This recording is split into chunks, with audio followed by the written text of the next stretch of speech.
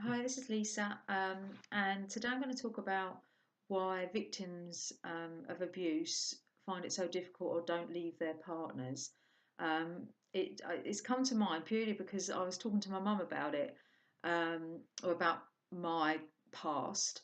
Obviously, as a result of these videos, and actually become a bit more of aware of what I've been through because I kept a lot from them.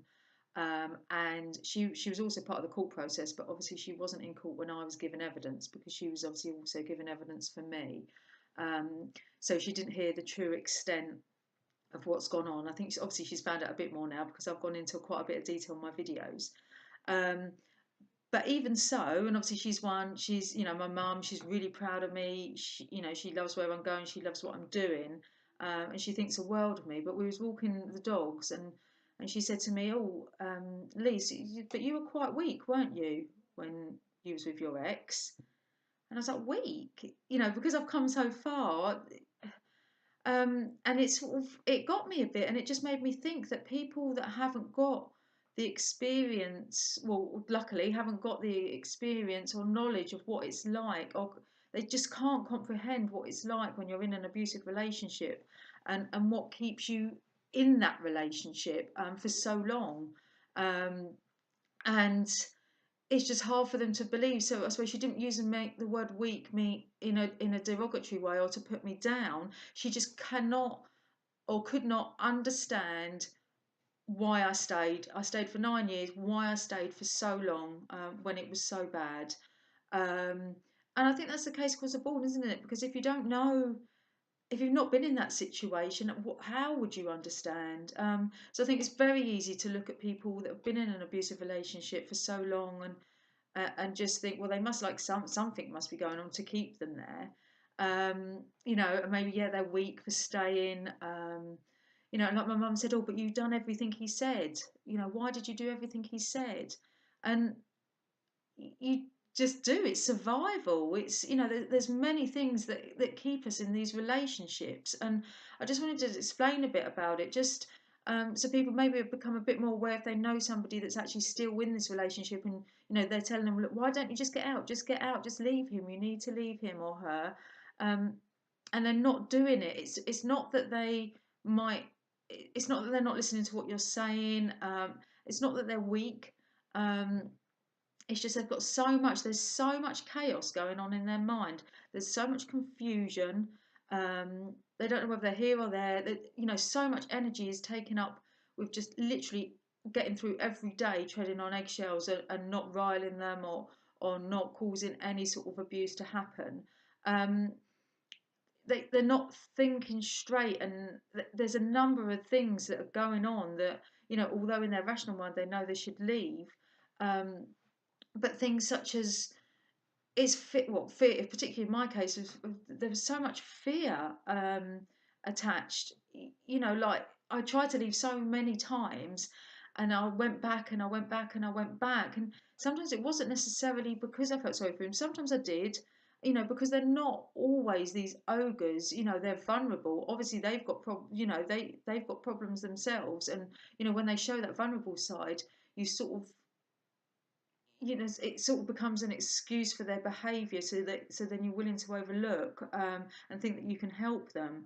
Um, but for me, so much it was the fear of what would happen if I stayed away, particularly once I had my son, and if I took him away, it was the fear of what would happen to me physically, because my relationship was very physically abusive, and also, he would also threaten my family.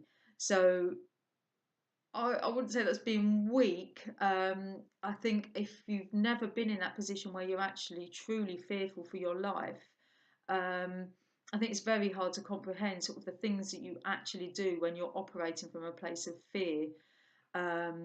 Particularly, and when you've got children, you might think, he might be a fantastic father to the children. Um, and you might be staying purely for the children's sake, thinking that you need to be this family unit, that's what's best for the child. From the outside, obviously that's not true. You don't want to bring your children up in an abusive relationship. um, but you sort of feel, oh well, the children aren't witnessing it, they're not seeing it, they're not hearing it. He's a great dad, she's a great mum, and they don't see that the child is being affected in the way that they are at that particular point in time. Um, they could be financially tied. They've got no money of their own. If their partner is controlling all their money, they've got no money. So how do they make that move? What do they do? And not only what do they do on that initial day of leaving, like where do they go from there? Um, it's hard to make that decision to start your life over again when you've been consistently put down over a period of time, and you feel like shit. And you don't even know how you feel. You just feel that you're not good enough. You feel that you're not worthy. You feel that you can't do anything because in the back of your mind, you shouldn't be putting up with all this rubbish and all this abuse. But there's there's not you can't see a way out of it. It's like a black hole. You've got no money, you've got no confidence, you've got no self-esteem, you can't make decisions for yourself. He or she is controlling every area of your life. So then to make that move into a life of your own, it's like a massive great black hole and you don't know what you're stepping into. So it's almost more comfortable to stay where you are because you know what to expect. You can almost work out the situation, particularly when you're very far into that situation. You can, well, particularly in my case, I'm not sure about others, you can also almost manage their moods, by basically doing whatever they say, which again, obviously may seem as weak to some people, but by doing whatever they say, you prevent the abuse from circling, maybe into violence, maybe into more put downs, maybe into more control. Um, you know, so you manage the abuse, and that takes up so much of your energy. You're so bloody tired. The thought of taking that massive risk of leaving, you just can't work out how it would ever happen and how it would ever work out for the good, and how you'll be able to get away and stay away because this person is literally inside your head causing all this chaos and you can't see clearly, you can't think clearly. um, so moving out and making that big step is such a massive step, it seems unachievable, to many of us. um, and another thing on another level is that you think for all the time you've been with this person, they've probably dulled down or played down the abuse and the level of abuse. You've been playing down the level of abuse for, you've not been telling everybody what's been going on. You've been hiding the abuse, and so for so long you've been sort of playing down this abuse. It almost comes to the fact where actually maybe it's not that bad. Um, maybe I don't need to leave. Maybe we can work it out. So you try to work it out, and then something big blows up, and you're like, no, it is that bad. And then again, it gets played down, or it's you caused that. Um, so you get so used to playing down. I think sometimes you don't until you're out of it, because the longer I'm out of it, the worse the abuse that I went through. Obviously I can see it as it is now. Um, but while you're in it, you don't see it as bad as it is, because you obviously also try to see the good points. You try and concentrate on the good points, and plus you try to manage their behaviour, like I just said. So, that as much as you are controlled, you sort of feel that you're a little bit in control. Much more so than obviously you are. And particularly in those relationships where there's no physical violence, because when you've been hit, when you've been beaten up, when you've been physically assaulted, you've normally got something to show for it. You've not, you've got a bruise somewhere, you're aching, you're hurting, you're sore, for any other, for whatever reason. um, so that's a sort of real visual representation that you are being abused. There's no getting away from that. When you see big bruise, black eyes, you've got broken bones, you know, that's a real visual representation that you cannot get away from. But when it's coercive control, when it's emotional abuse, you can't see it. So nobody else can see it. They're normally not that your abuser is not normally that way with other people. So everybody else thinks they're fantastic, which again makes you play down what's going on and think you're better off with them. Um, and you've also sometimes you try to make a stand. We don't all literally from word go just play down, and do whatever they say. We've all got that survival instinct in us, and we've all got that sort of fight instinct in us. And initially you sort of try and stand up to them, or occasionally, like, not just even initially, a few years down the line, I remember, him hitting me or doing something or telling me I couldn't go somewhere, and I'll be like, do you know what? No, I'm going to go. No, I'm going to take it. I'm going to go. And it's just not worth it, because you're going to get hurt even more. And so you try and stand up, you try and make these stands, but each time you make the stands, you get hurt more, by whatever means. You get hurt or controlled, or kept inside more and more and more, until the risk of what's going to happen when you stand up to them becomes so great that you don't take that risk again. So to the outsider, it does look like this person is, well, this person is, it is, they are controlling you, but from such a from such a high point, and such an ingrained point, that you can't see how you're going to get out of it.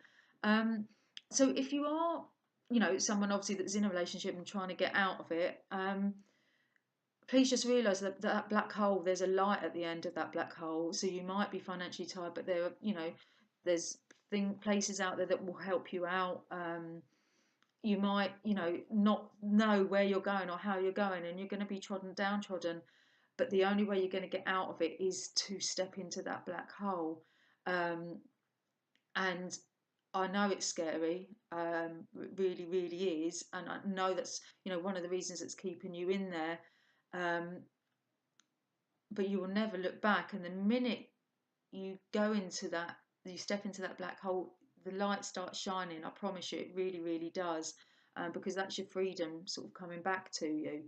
And if you know of somebody that's in a relationship, and that's staying in a relationship, that's been in a relationship years and years, or or just recently got into a relationship, the best thing you can do for them is not tell them to leave. Or, well, you can do tell them to, that you think that they should leave, that the relationship isn't as good for them, as they might be thinking. Um, but give them a bit of information. Maybe, try and make them see what life, rather than just focusing on what's going on now, try and make them see what could be possible if they left. So make them see maybe what a great relationship is like. Maybe see, what they could do, once they left. Like, try and make leaving a possibility, seem a possibility to them, because at this particular point in moment, when they're stuck in there, freedom and leaving isn't a possibility. It's only by gathering information and trying to, and gathering strength, that you can help them build their strength. So build their strength up to the point where they think it's possible. Well, no, not think. They know it's possible to go. They're ready for this black hole. They might have stashed a little bit of money away, which would be fantastic, wouldn't they? Wouldn't it? You might make it clear that you've got their back, that you'll help them. Don't get me wrong, you don't have to house them, or everyone has to make their own way, and that's how you build your strength and your resilience. But just keep them in the know that there is stuff out there, there's a life out there that is better for them. But don't make them think that they're weak, or that they're to blame for anything, or think, well, just leave. Why don't you just leave? And with all due respect, like I say, these people that say this are coming from a place of love, and they want to help, but because they can't comprehend the level of control, the level of chaos, the level of fear, to them it just seems like something easy to do. They can't comprehend what a difficult question that is for you, and what a difficult um, thing that is for you to do. Um, so if you're being abused, and the people you love are saying things like that to you, do realize they're coming from a place of love and support. They just want you to go. They just want you to leave them, and start get back to you, claim your life back, and start again. I know how scary it is. I really, really do. Um, but you've got to, just take that step. Try and find a moment of clarity, whether it is just your thoughts. Um, you know, yes, there is fear. But there's places there that will protect you. And it's wrong. People, they know it's wrong. It's wrong. You need to do something about it. Unfortunately, only you can do that. about it. And if you know somebody that's in this position, they have to want to do it for themselves. They have to be in that place where they're ready. Because if anyone forces them, they're not going to maintain. They're not going to be able to cope with this. You know, the control, the fear. They're not going to be able to cope with standing up to that. There will come a point where they are ready to cope and to stand up to that. And you can help them get to that point by giving them as much information, you know, in order to open up that black hole, in order to quell the fear slightly, in order to let them see how much control they're under. Um, do it from a point of kindness. Don't, you know, non-judgment, particularly, you know, when there's children involved in that as well. And well, not just children, you know, it's their life. They know it's wrong. They don't want to be living this life on eggshells. So there's obviously these really serious problems that are going on that are keeping them there, and just maybe you know, respect the size of those problems, and help them see those problems slightly smaller. So help them reduce the problems so that they feel it's possible to go. Um, because we're not weak for staying. And believe me, we would bloody leave as soon as we could. And we're doing the best we can. But if you know somebody, you can help them get to the point where they are able to leave 100%. Um, but yeah, like I said, do just be maybe more aware of what's going on, the chaos that's going on in their head, and maybe try and help them just see a little bit more clarity. And then maybe we can help, like through this video, if you helping, you know, people that you know, and people, if you're going through it and watching these videos and things, you know, maybe I can, maybe others can help these people leave these relationships a little bit quicker, particularly quicker than what I did. Yeah, thanks a lot. Bye.